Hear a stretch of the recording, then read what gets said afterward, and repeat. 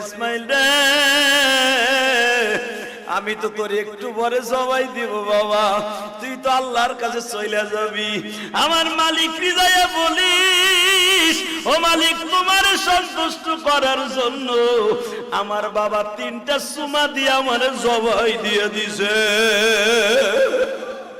কত আদর করে বাবাই সুমা দেয়।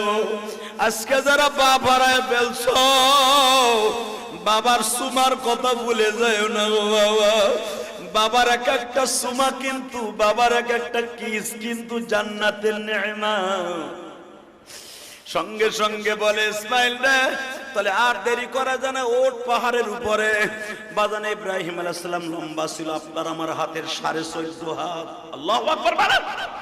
14.5 হাত লম্বা মানুষটা বাজান কয়েক কদম দিয়ে পাহাড়ের উপরে উঠলেন, যেখানে শোয়াইছে ইসমাইলকে। ওই জায়গাটা এখনো মিনার করা আছে। ইসমাইল যখন শোয়া দিবে, মাজার থেকে বাজান বেরায় 22-23 হাত লম্বা একটা 22-23 হাত লম্বা একটা রশি, চামড়ার সোবলা দিয়া বানানো বাবা রশি, মাজার থেকে ইসমাইল খুলতাছে ইব্রাহিম। ইসমাইল বলে বাবা রশি দিয়ে কি হবে? বাবা আমি তোরে বাইন্ধালাম। ইসমাইল বলে বাবা ঠিক কথাই কইছেন, এই রশিটা লাগবে। এ আমার যুবক ভাইরা, ইসমাইলের গাড়িতে জান্নাতে যাইতেছে আসছে ভাই। এখন 2 ফোঁটা পানি দিয়ে বাবার কথা মনে করে করে কান্দো। যখন বললেন বাবা আমার জবাই দেওয়ার আগে মাত্র 3টা কথা তোমার মনে রাখতে হবে। কি? 1 নাম্বার কথা, বাবা তুমি আমারে জবাই দেওয়ার আগে এই জামাটা খুলে ফেলবা। কেন?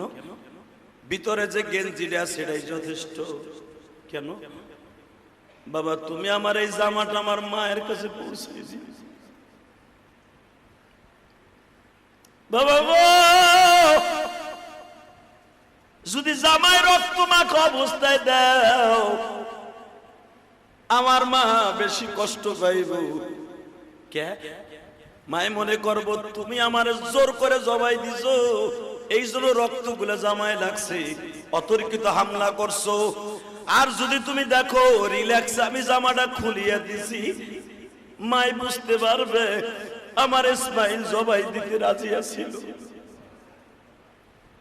বাবা এই জামাটা কেন আমার মার কাছে দিবা জানো?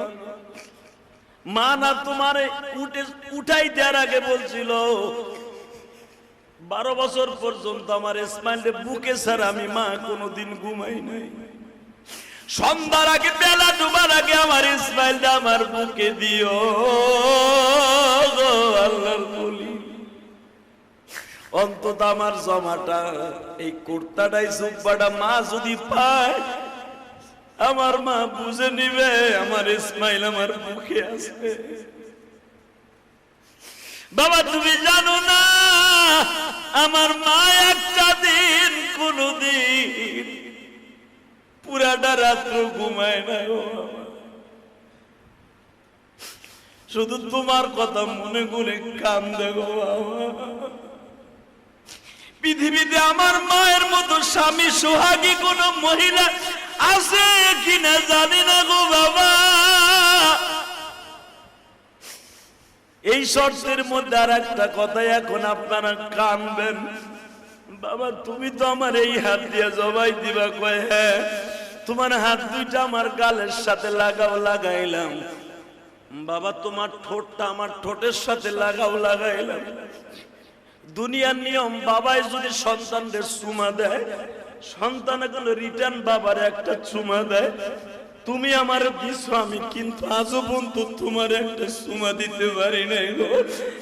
দুনিয়া ছাড়ার আগে আমি আমার বাবার ঠোঁটে একটা চুমা দিয়ে গেলাম।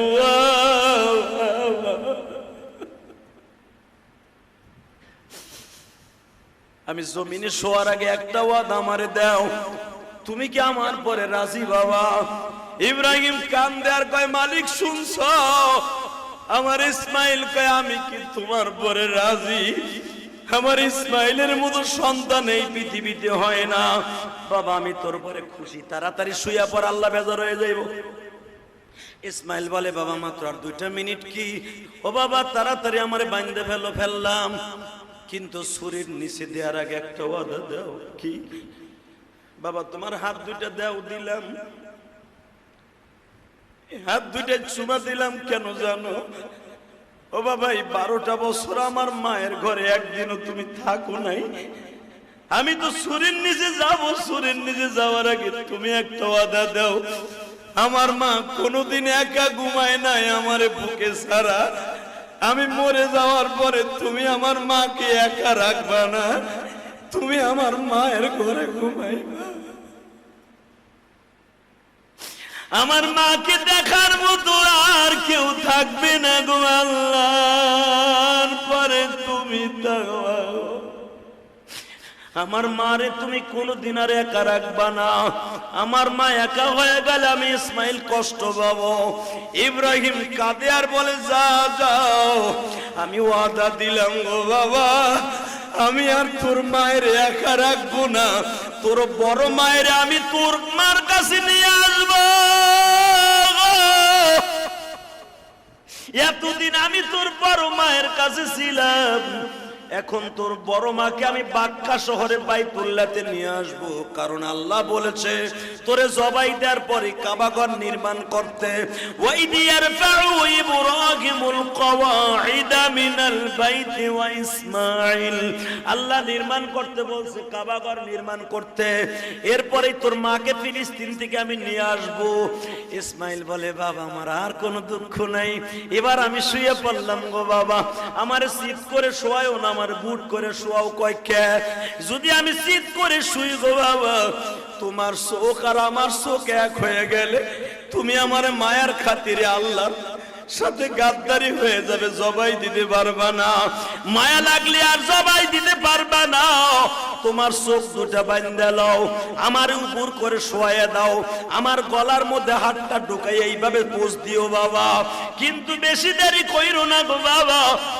আর একটা কথা শুনো, আমার পাওয়ার হাত শক্ত করে বাঁধো। কইকে মৃত্যুর যন্ত্রণা সবাই উপভোগ করবে, মৃত্যুর যন্ত্রণা করতে যায় যদি আমার গায়ের লাথি তোমার গায়ে লেগে যায় বাবা, আমার রক্ত যদি তোমার গায়ে লেগে যায় বাবা। ইসমাইল বলে রাত তোরে জবাই দেওয়ার আগে একটু মালিকের সাথে কথা কই। আল্লাহ তুমি একটা কথা কও, দুনিয়ায় এমন কোন সন্তান দেখছো মরার আগে বলে আমার মৃত্যুর যন্ত্রণায় যদি তোমার লাথি তোমার শরীরে লেগে যায়, আমি ইসমাইল আমার মওলার কাছে কি জবাব দিব? ও আমার যুবক ভাইরা, মৃত্যুর আগে যদি ইসমাইল তার বাবারে এত ভালোবাসতে পারে, তোমরা কেন বাসতে পারবা না গো বাবা? এই ইতিহাস যখন জিবরাইল আমার নবীর সামনে বলতাছে, ইসমাইলের কুরবানির কথা যখন বিজিবিহিন আযীম, এই আয়াতের তাফসীর খুলে দেখেন, ওয়ালাদাইনা আইয়া ইব্রাহিম قد صدقت الرؤيا كذلك نجزي المحسنين। এই আয়াতের তাফসীর খুলে দেখেন, আমার নবীর কাছে যখন কুরবানির বর্ণনা, ইসমাইলের কুরবানির বর্ণনা করতেছে জিবরাইল, নবী আমার কান্দে আর বলে, ইসমাইল রে, আমি যদি তোমার জায়গায় হইতাম আর ইব্রাহিমের জায়গায় যদি আমার বাবা আব্দুল্লাহ হইতো, আমি মুহাম্মাদের ওই হুকুম পালন করা কষ্ট হয়ে যাইতো। ও ইসমাইল,